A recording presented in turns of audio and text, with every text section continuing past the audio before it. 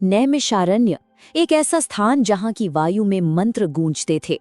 वो पावन और प्रचंड ऊर्जा से स्पंदित यज्ञशाला, जहां समिधाओं के जलने की ध्वनि किसी महासंग्राम के आरंभ में बजने वाले नगाड़ों के भांति गूंज रही थी। उस वायुमंडल में एक अपूर्व, एक अलौकिक सघनता व्याप्त थी।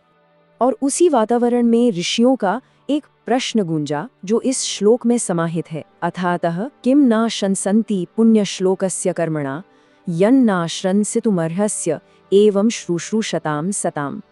इसका अर्थ है, हे महाभाग्य सूत जी, उन पुण्य श्लोक भगवान के कर्मों का, उनके दिव्य कृत्यों का गान भला कौन नहीं करना चाहेगा। हम जैसे श्रद्धालु और सत्य के पथ पर चलने वाले जिज्ञासुओं के लिए कृपा करके आप उन महान गाथाओं का विस्तार करें, क्योंकि जिनका अंतःकरण शुद्ध है उनके लिए तो इन पवित्र चरित्रों का श्रवण करना ही जीवन का एकमात्र और परम आधार है। नैमिषारण्य के उस यज्ञशाला की ऊर्जा, वो केवल अनुभव करने की वस्तु नहीं थी, वह जैसे मूर्त रूप ले रही थी। हर एक मंत्र के उच्चारण के साथ वायु के कण कण में एक दिव्य स्पंदन उत्पन्न हो रहा था। यह केवल एक यज्ञ नहीं था, यह तो ब्रह्मांड के संतुलन को साधने का एक महाअनुष्ठान था, जहां ऋषियों की चेतना उस प्रज्वलित अग्नि के माध्यम से सीधे देवताओं से संवाद स्थापित कर रही थी। वो यज्ञ की अग्नि भी साधारण नहीं थी। उसकी लपटों में एक असाधारण वेग था, एक ऐसी गति जिसे आधुनिक भाषा में शायद हाइपरकाइनेटिक गति कह सकते हैं। वो ज्वालाएं ऊपर की ओर इस तरह लपक रही थीं, ऐसा प्रतीत होता था मानो वे जड़ भौतिकता के सारे बंधनों को तोड़कर साक्षात स्वर्ग के द्वारों को स्पर्श करने का नहीं, उन्हें खोलने का प्रयास कर रही हों। इन ज्वालाओं में सृष्टि का ताप और लय दोनों ही एक साथ समाहित थे। और उस अग्नि से जो प्रकाश उत्पन्न हो रहा था वो इतना तीक्ष्ण, इतना स्पष्ट और इतना जीवंत था, जैसे आज के युग की सबसे उन्नत रे ट्रेस्ड ल्यूमेन तकनीक से रचा गया हो। प्रकाश की हर एक किरण की अपनी एक अलग पहचान थी, अपना एक अलग अस्तित्व था। और जब ये प्रखर प्रकाश वहां बैठे हुए ऋषियों के मुखमंडल पर पड़ता तो उनके वर्षों की तपस्या से अर्जित सात्विक तेज को कई गुना बढ़ा देता था। उनके चेहरे एक अलौकिक दिव्य आभा से चमक उठते थे। उस दिव्य सभा के मध्य में महर्षि शौनक, जिनका मस्तक, जिनकी ललाट तपस्या की अग्नि में तपे हुए एक दीदीप्यमान मुकुट के समान दीप्तिमान थी, उन्होंने और वहां उपस्थित अन्य समस्त ऋषियों ने अपनी दृष्टि एक साथ सूत जी की ओर केंद्रित की। उनकी आंखों में केवल जिज्ञासा नहीं थी, बल्कि युगों युगों की एक गहरी प्यास समाई हुई थी, एक ऐसी तृष्णा जो केवल और केवल भगवत कथा के अमृत से ही शांत हो सकती थी। और फिर समस्त ऋषियों ने एक ही स्वर में वो प्रश्न किया, लेकिन वो केवल शब्द नहीं थे। वो प्रश्न आने वाले कलयुग के गहन अंधकार को चीरने के लिए प्रक्षेपित किए गए एक सात्विक अस्त्र की तरह उस यज्ञशाला में गूंजा। ये एक सामूहिक पुकार थी, आने वाली पीढ़ियों की रक्षा के लिए ज्ञान के कवच की एक विनम्र किंतु अत्यंत दृढ़ मांग। जब ऋषियों ने पुण्य श्लोक शब्द का प्रयोग किया तो उनका आशय केवल अच्छे कर्म करने वाले भगवान से नहीं था। नहीं, उन्होंने पुण्य के गहरे वैज्ञानिक मर्म को कुरेदा था। पुण्य वो दिव्य सात्विक ऊर्जा है जो किसी जीव की चेतना में परमाणु के स्तर तक प्रवेश करती है और वहां जन्म जन्मांतरों से जमे हुए तामसिक कचरे को, उन नकारात्मक कर्मों के मैल को जड़ से उखाड़कर नष्ट कर देती है। यह आत्मा का गहनतम शोधन है। ऋषियों के इस प्रश्न के उत्तर में कथा का प्रवाह अचानक तीव्र हो जाता है और हम उस विसरल यानी कि अत्यंत वास्तविक यथार्थ के मध्य पहुंच जाते हैं, जहां धर्म और अधर्म का महासंग्राम चल रहा है।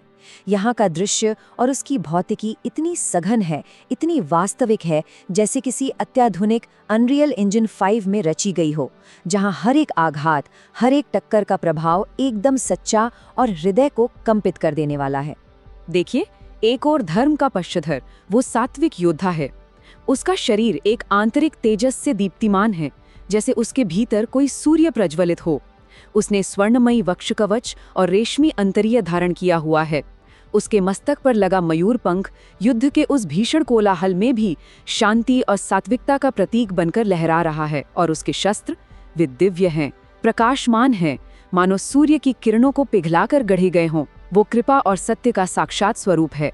और फिर उसके सर्वथा विपरीत अधर्म का नायक खड़ा है। वो कोई पतित वैदिक राजा या कोई असुर सेनापति है। उसका शरीर भारी काले कांसे के तामसी कवच से ढका है, जिस पर अनगिनत युद्धों के क्रूर घाव अंकित हैं। जो उसकी हिंसा की कहानी कह रहे हैं। उसके सिर पर अहंकार का भारी दांतेदार मुकुट है और माथे पर लगे गहरे काले और रक्तवर्ण तिलक उसकी विनाशकारी प्रवृत्तियों की घोषणा कर रहे हैं। उसके हाथों में काले लोहे की भारी गदाएं और विशाल भाले हैं जो केवल और केवल विनाश के लिए बने हैं। और जब इन दो विपरीत शक्तियों के शस्त्र आपस में टकराते हैं तो धातु से धातु के टकराने का प्रभाव इतना प्रचंड होता है कि उससे निकलने वाली चिंगारियां एक रे ट्रेस्ड प्रकाश की तरह, यानी हर किरण अपनी अलग पहचान लिए हुए किसी प्रलयकारी बिजली की तरह कौंधती हैं।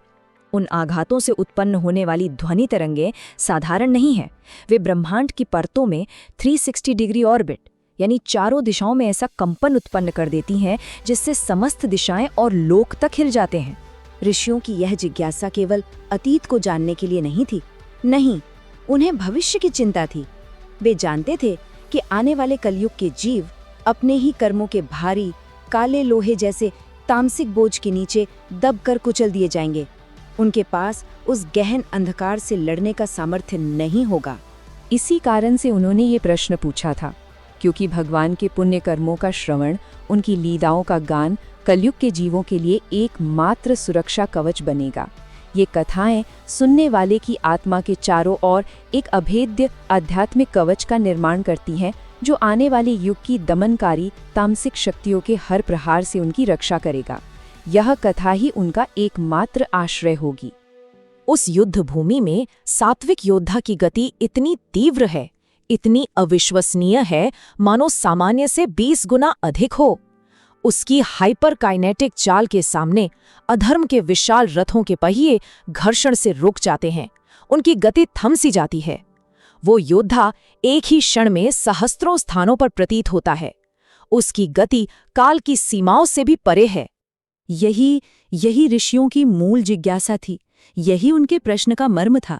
वे उस यांत्रिकी को, उस विज्ञान को समझना चाहते थे कि कैसे भगवान की कृपापूर्ण सूक्ष्म और सात्विक प्रकृति उन असुर राजाओं के भारी अभेद्य प्रतीत होने वाले तामसी कवचों को अपनी एक मुस्कान मात्र से, अपनी लीला मात्र से छिन्न भिन्न कर देती है।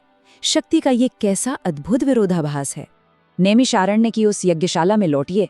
ऋषियों के मुखों पर उनकी शुश्रूषता अर्थात सुनने की तीव्र उत्कंठा स्पष्ट देखी जा सकती थी। यह कोई साधारण इच्छा नहीं थी, यह एक ऐसी गहरी, तीव्र और आवश्यक उत्कंठा थी जैसे एक प्यासे को जल की होती है और एक घायल योद्धा को मरहम की। वे ज्ञान के लिए याचना कर रहे थे। ऋषियों ने सूत जी से आग्रह किया, हे सौम्य, कलयुग के आगमन से पहले हमें वो अमृत प्रदान कीजिए जो हमें उस अधर्म एस्थेटिक की चकाचौंध से बचा सके, जहां क्रूरता को शौर्य और छल को कूटनीति माना जाएगा। हमें वो सत्य बताइए जो हमारे मस्तिष्क के भीतर विवेक का मुकुट पुनः स्थापित कर दे।